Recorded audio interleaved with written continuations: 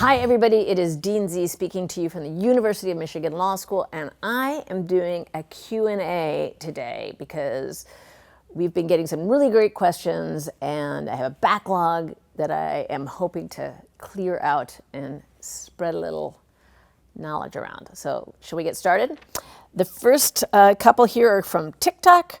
Aiden writes to say, my work experience is formative for why I want to go to law school, but I currently work at a university and have for the past 2 years. Is mentioning and discussing the university I work at in my personal statement going to hurt my chances of being admitted to a different school? This is a great question that I'm only barely going to answer because it makes me think of two different questions. So first of all, why would it hurt you? Implicit in the question is that if you're applying to another university, they think they won't get you because you are working for someplace else. Obviously, most people applying to law school are not working at universities, but that is a question you should definitely be thinking about. Schools want to know that they have some reasonable chance of enrolling you.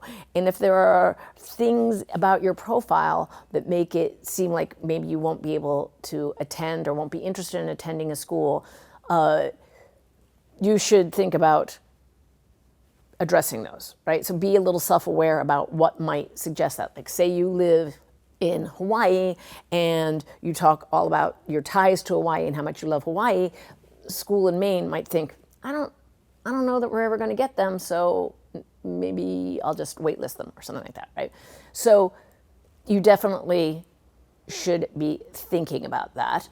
For the university question in particular, I will say it depends on the university. I think it's actually, sometimes I see people working at law schools and I feel like it's a little bit more of a concern for me then. I think, okay, they're already going to know people there. They're going to feel very comfortable in the law school. I think I wouldn't worry so much if it were a university, but a law school, I might think that might, raise a question mark. So think about ways to address it. Think about like explicitly saying, I would like to go to XYZ school. But the other thing that this question points out that I want to emphasize is it won't hurt you because we already see your resume. Like the whole point of it is, the whole point of the resume is to know where you are, and the whole point of the concern is that you are working at this university, or maybe it's not a concern, but I mean, that's the question, is it a concern? So talking about it in the personal statement isn't going to heighten that unless you were to say, the only place I want to attend is the place I currently work, in which case, yeah, that would be a problem. But otherwise, just look for ways to address a school's possible questions about whether you want to enroll. Okay, thanks for that, Aiden. Okay, here's another really great question. I'm considering taking the LSAT for a third time. I received a 159 on my first attempt and a 164 on my second attempt. Would it be a red flag to you if you saw 3 attempts on my application, even if I got a 170 plus? So this is a complicated question. If you were to take it a third time and you were to score significantly higher than the 164, I don't think any school would hold that against you, right? They might be curious about what happened between the 159, the 164, and the 171, but I don't think they would hold it against you. If you have an explanation, you should certainly include it. But more to the point, from my point of view, is the chances that you're going to get that 170 plus are kind of thin, right? Like, I don't know what about you makes you think you're going to do so much better, but in general, you've already had one great boost. You got 5 points more. That's unusual right there. Most people get 2 or 3 points. And the higher you go, the less likely you are to score, with 5 or 6 more points. So I would say be very cautious, because if you take it 3 times and the scores are quite similar, that is a little bit of a red flag. It says you're not self-assessing correctly. So only you can really answer, the issue of whether you have a reasonable chance of scoring that higher score. But don't do it just to roll the dice. Only do it if you really think there is a reason to do it. Next, got a question here from someone whose child goes to school in Europe, actually at the University of St. Andrews, which is a school that I know quite well. We have a little bit of a relationship with because of faculty who teach here, who also teach there. But this question is about the parents' supposition that more people will be sending their children abroad to study because of concerns about what is happening politically in the United States. I do not think there is going to be a big rush of people going abroad outside the country and then applying to law school. I do not see that being a big trend. There's lots of good reasons why it is hard to send someone abroad, even though the tuition is often a lot less. It's still hard to get back and forth, and most people aren't really eager to do it for the period of 4 years. Some people are. More power to them. I love to see that. It's an interesting experience, but I don't think we're going to see a big wave of that. And the question was sort of directed at, like, will there be sort of a new process put in place, I guess I'd say, because there will be so many people doing it. No. Bottom line. Would Dean Z, that is to say me, recommend submitting an application with an okay LSAT score in September while waiting on, for example, the October score, or do I recommend waiting until the October score comes out?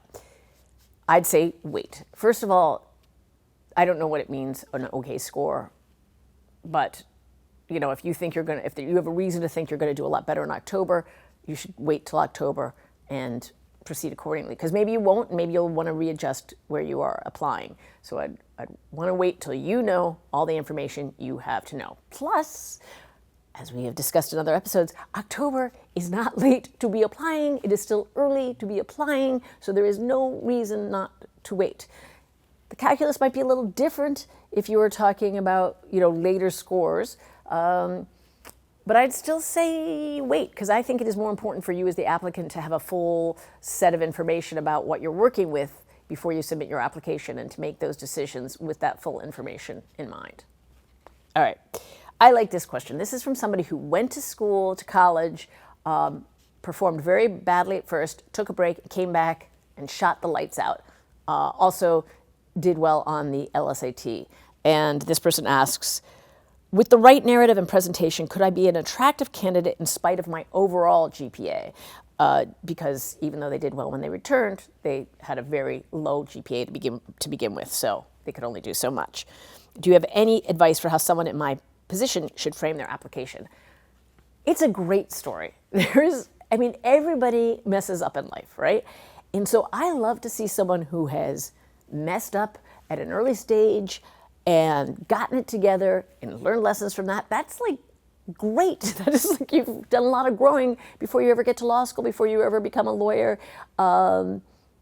It's much better to get that out of the way than to have your stumbles occurring when you have a law license and a lot is at stake, right? So yes, this is absolutely a great potential kind of candidate that I know I am not alone among law school admissions people. I love to see it. So yes, I feel like you should be very affirmed. And my big piece of advice is just explain, why you left. Right? What happened? Why did you perform poorly? And then what made you ready to succeed when you came back? Right? Tackle that head on. Okay. This is a question I used to get a lot, or a variation on a question I used to get a lot. If it hasn't come up as much in recent years, but this is nice to know that it is still sort of lingering out there. It's from somebody who is a journalist. Actually, I don't know.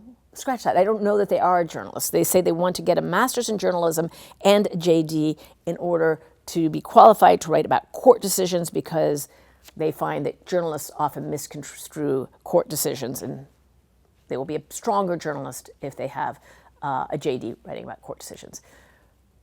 That is a terrible reason to go to law school. Why? Because law school is 3 years and extremely expensive. There are easier ways to learn about court decisions in a way that will make you a better journalist than spending 3 years. Like, law school is preparing you to be a lawyer. If you know at the outset that that is not the career you want, find an easier way to achieve your goals than going to law school. Now, please hear what I'm saying, which is I think it is great when people have JDs and are journalists and really know what they are writing about when they're writing about court decisions. But that's so uncertain.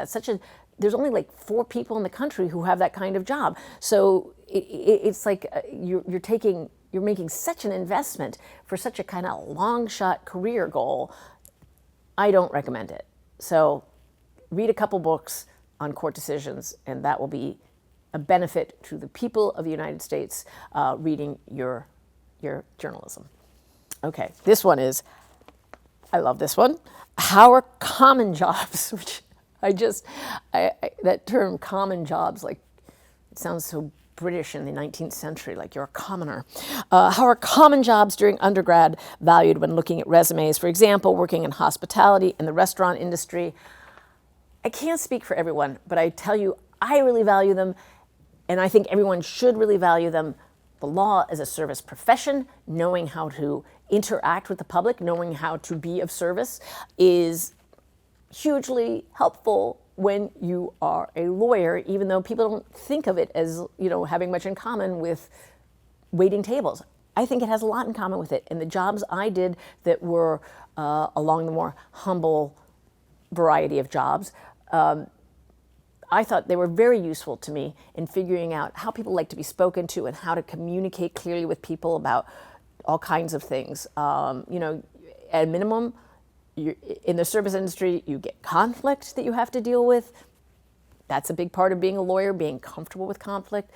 I don't know. I think there are all kinds of reasons to value that. But I bet you think there are reasons to value it too.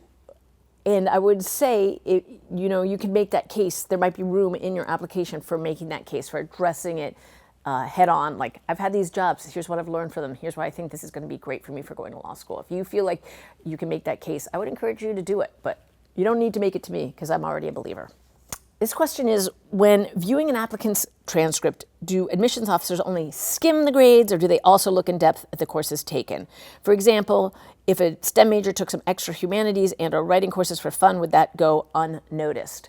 I would say mostly we are skimming the transcripts because it is, looking at transcripts and doing a really thorough analysis is very time consuming, and particularly when you're talking about different majors, different schools, like it's just the amount of time it would take to do a really good job is just not time that most admissions officers have. So there certainly, I am sure there are schools that look at it very closely, but you can't assume that. The vast majority, you have to assume, are going through it pretty quickly. So if there's something in there that you want to highlight, I would add an addendum, or maybe have a letter of recommendation writer mention it, because as your example, it's great to take writing courses for fun, as you put it, when you're a STEM major. Like, you're really learning something that is valuable and that might otherwise go without your being exposed to it if you're a STEM major. So, but don't count on people being able to look at it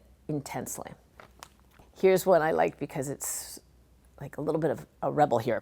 For people who already graduated with a bachelor's and want to take some community classes for fun after, do they really need to report those classes since it is not part of their LSAC GPA? Yeah, you do.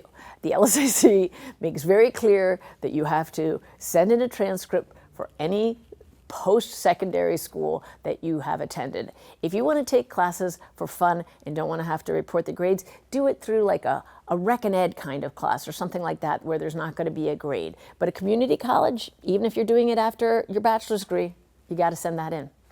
Sorry. And now for grammar, I'm going to throw one out for Dustin, who is at this very moment behind a camera. That's like a dad joke, because what I want to talk about is the phrase in camera, which is Latin, and an in camera proceeding is a proceeding with a judge, but outside of the courtroom.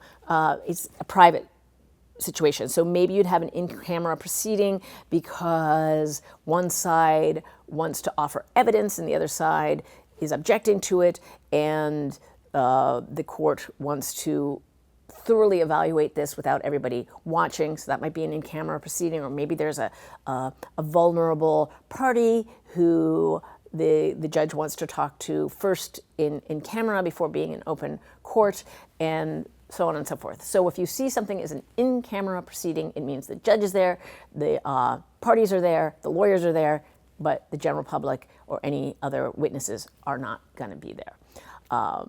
And for those of you who used to love the show 30 Rock, one of my all-time favorites, I can't say the word camera without thinking of Jenna Maroney in a camera. And Anyway, well, Dustin will probably cut that out. But that's all I have for today. Thank you, as always, for watching and listening. Please send me your questions. As you can see, I really find them very useful, and I will continue to try to gather them together for good episodes. And yeah, leave us more below or send me an email to law.jd.admissions@umich.edu. Please put vlog in the subject line. And wherever you go, go blue.